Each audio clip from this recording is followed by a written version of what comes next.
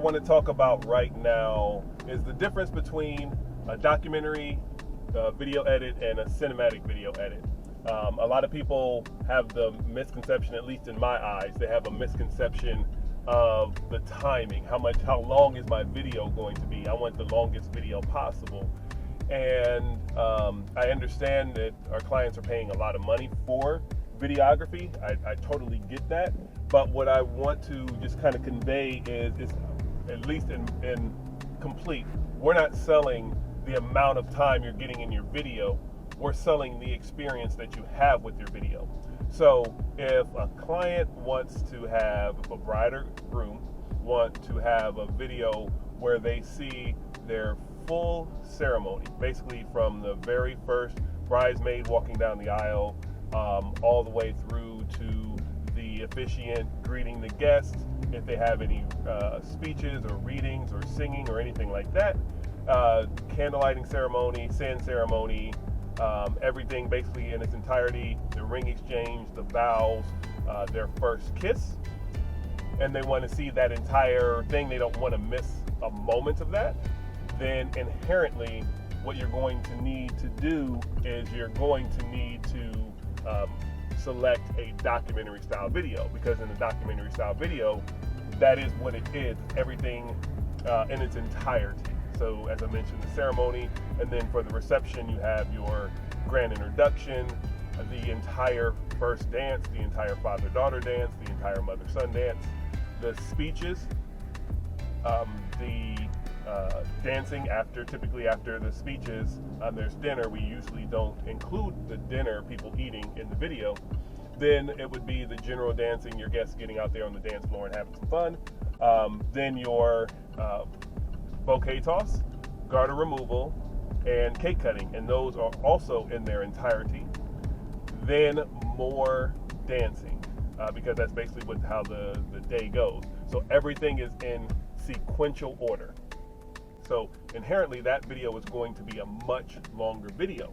But what I want to make sure of is if you want to see all of those things, then fantastic, we'll create a documentary video for you, not a problem.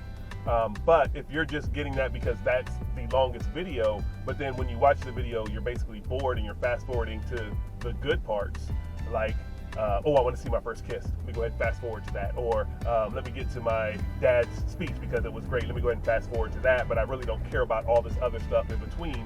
But I have the longest video. So that's not what we want to sell. We don't want to sell the length of time. We want to sell the experience. So then you have what we call a cinematic video edit. And with the cinematic video edit, that is an artistic representation of the day. The first thing about the cinematic is it's not going to be in order.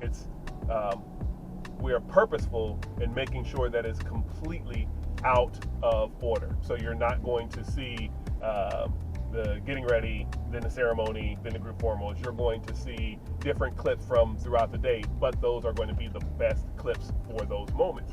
And then you're going to hear the vows. So say, for example, the bride is walking down the aisle. While the bride is walking down the aisle, we might overdub the bride's vows.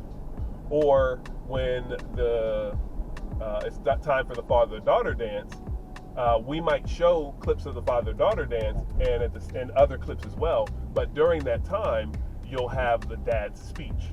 So it's more artistic, and it's, for me, a more emotional video.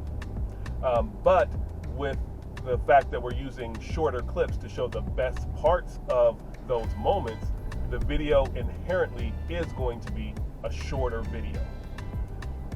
So you have those two styles of edits, the documentary and you have the cinematic. If you want an artistic video, a video where you can watch it and get that what I call a roller coaster of emotions, you might have, the funny speech, and then next thing you know, it's the groom crying when he sees the bride walking down the aisle. So you have that roller coaster of emotions happening very quickly, and you don't have to fast forward because you don't want to miss anything. When you watch the video, you feel like you've watched the entire day, even though it is a shorter video.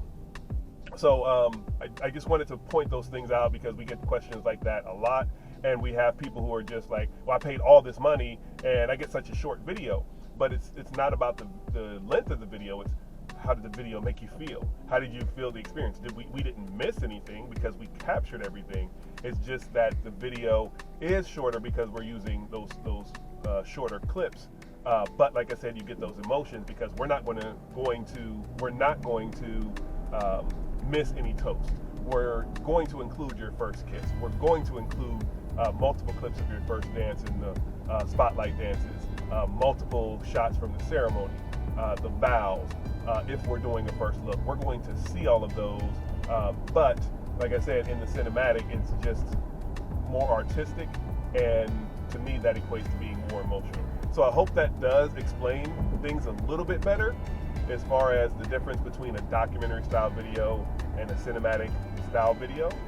If you have any other questions about it, you can definitely give us a call over at the office. I'd be happy to answer anything.